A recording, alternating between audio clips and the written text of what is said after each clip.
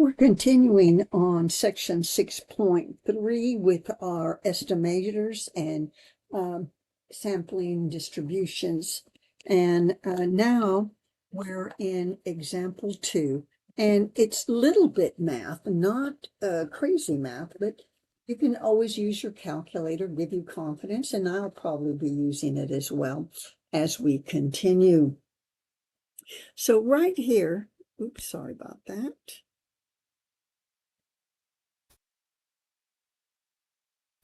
Sorry, I was trying to make a change. And of course, you know, that always happens. All right, so here we have example 2, finding the variance of a sampling distribution. And this is variance. So 3 randomly selected households are surveyed.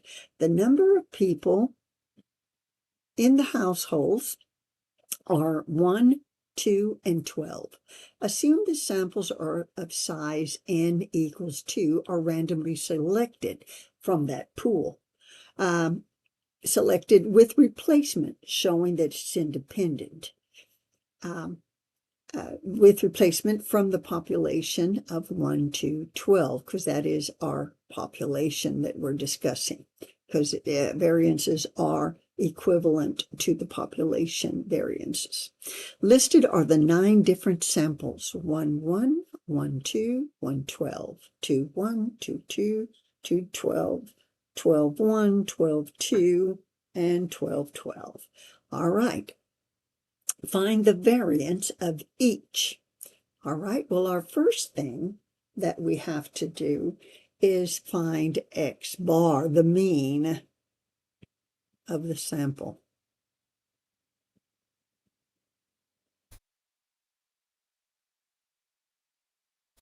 All right, so the mean is going to be, for the first one, 1 plus 1 divided by 2, and we get 2 over 2, and of course we get 1. And 1 plus 2 divided by 2 is 3 over 2, and I get a 1.5. 1 plus 12 divided by 2 is equal to 13 divided by 2. I get 6.5. Okay, well, here's the same one that I had up there, the 2 and the 1.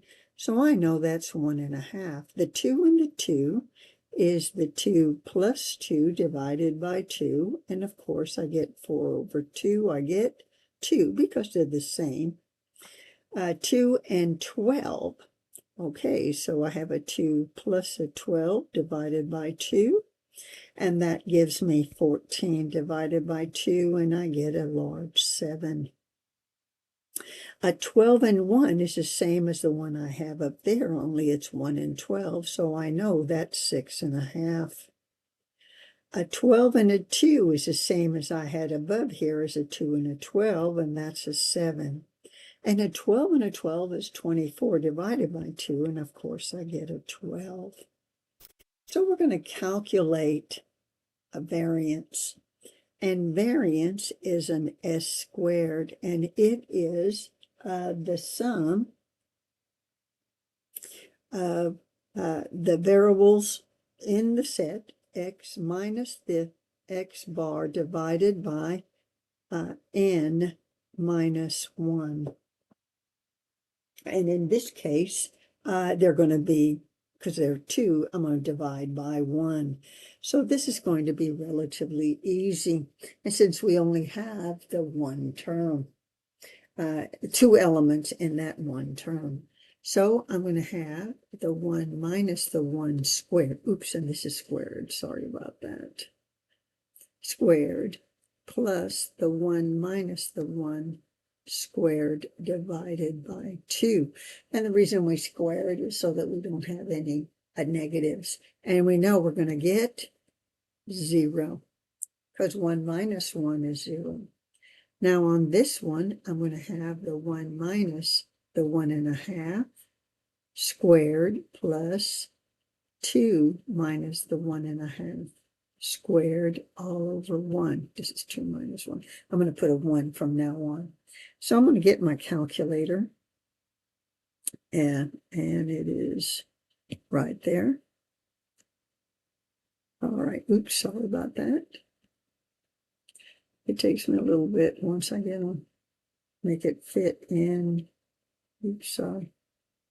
Okay, there you go. All right, and I have to move this guy over. Okay, let me pull it up again. There it is. All right, so I'm going to do the math. And for this guy that I'm doing, let me push it over here. There it is. Great for me. Okay. So I'm going to have the 1 minus the 1.5.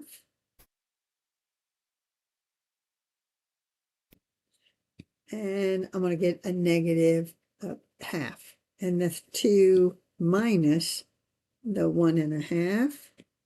I'm going to get the positive. Well, we know we're going to square them. So what I'm going to have is the negative 0.5 squared plus the positive 0.5 squared, and I'm going to get 0.5, okay? Because each one of these is 0.25 plus 0.25, and we're going to get a half.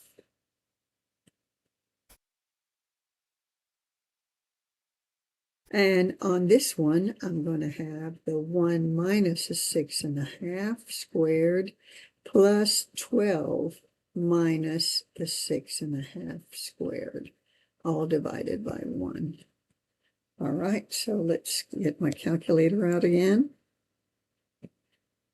And I'm going to have the 1 minus 6.5 and the 12 minus the 6.5. And we notice they're both the same. So now we know that if we square them, it's going to be okay. So I'm going to say 2 times 5.5 close parenthesis squared. And that gives me 60.5.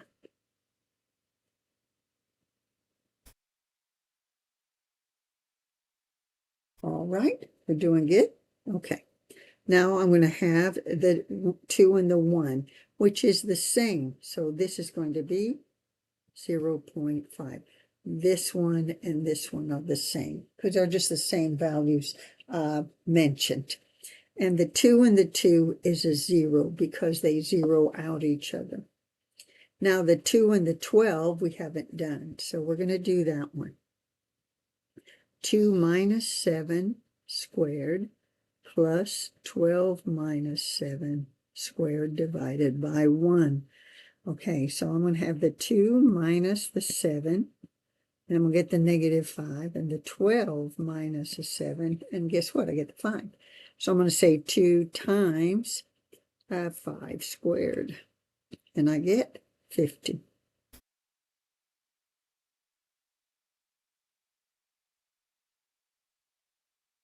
Okay, and now I have the 6.5 and the 12 and the 1, which is the same as this guy right here, right? All right, so I'm not going to have to do the math. I know this guy is 60.5. Now the 12 and the 2 I just did, which was the 7, and I'm going to get a 50. And of course the 12 minus 12 is what? 0. All right, so now I have it. And notice that on the zeros, I have 1, 2, 3. On the halves, I have 1, 2, 1, 2. I should have another one, don't I? Yes, I only have 2. On the 50, I have 1, 2. And on the big one, the 60.5, I have 1, 2, don't I? Yes. Okay. So if I add them up, let's see how many items I have. I have 1, 2, 3, 4, 5, 6, 7, 8, 9. 3, 5, 7, 9. So I got everything accounted for, and I'm going to do my probability table. Okay, because I've outlined that I have a consistently repeating problems here. So I have on S squared either a 0, a half, a 50, or a 60 and a half. All right. So I said I had 3 out of 9, 2 out of 9, 2 out of 9, and 2 out of 9, which gives me a 1, which is 100% of my data. And then they want the sum is probability of 1. So we know that I've done good math on that part. And the next one asks for compare. To the mean. They want the mean of the probabilities. All right. So again, we're doing our repetition times our S squared. So we're wanting our mean of our sample.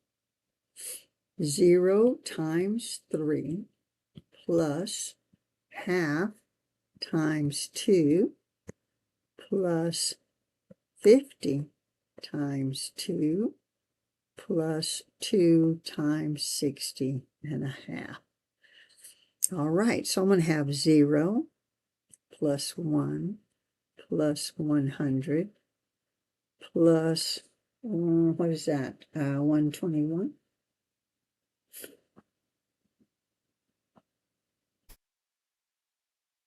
All divided by our 9. All right, and oh, this one, I forgot my 9 over here. Sorry about that.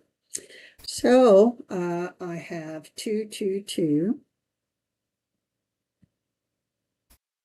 as my S squared, and I'm dividing by my N.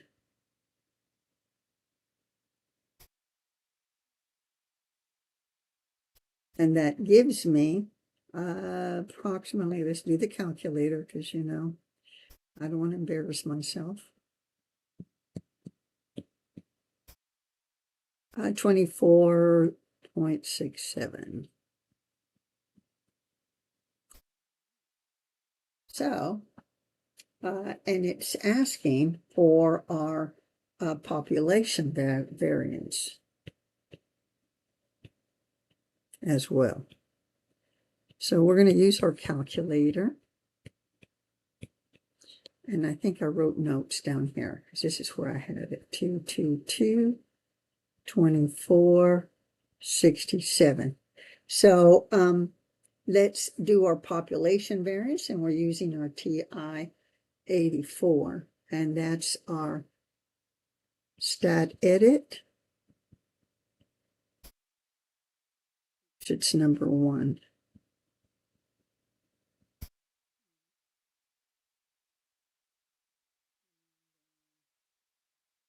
Enter the data. Go to stat calc.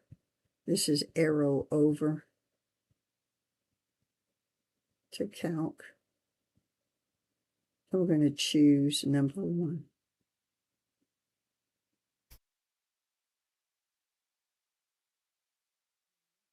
Now remember, our population, as it said in the listing, was our numbers 1, 2, and 12.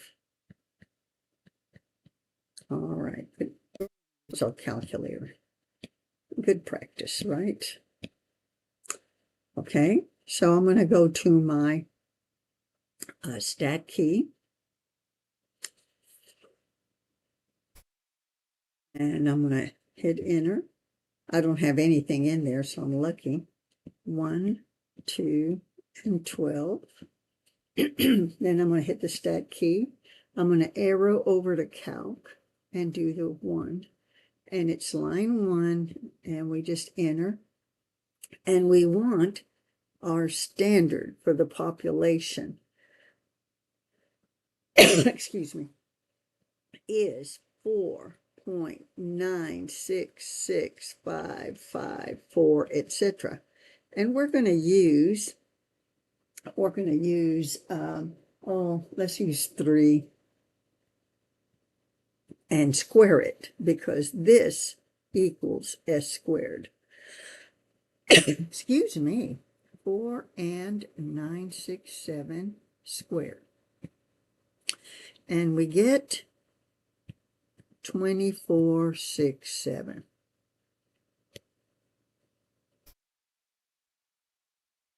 They're what? Yep, crazy, right? Stats is very fascinating to me. Okay, do the sample variance target the value of the population variance in general? Are they the same? And is it a good indicator? Yes. The population variance and the sampling distribution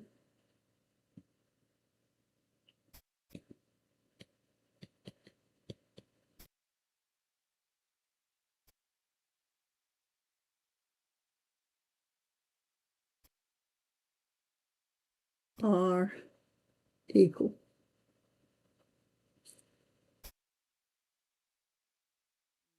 Unbiased.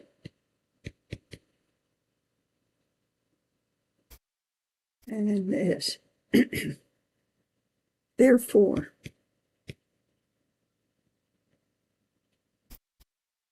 the sample variance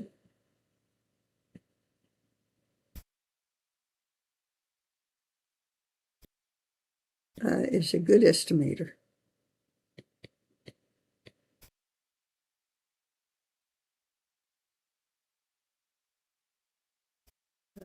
Population variance. There you have it. All right. And I'm going to put this on, I'm going to stop it here. And that way you can just do one problem at a time. Thank you for listening.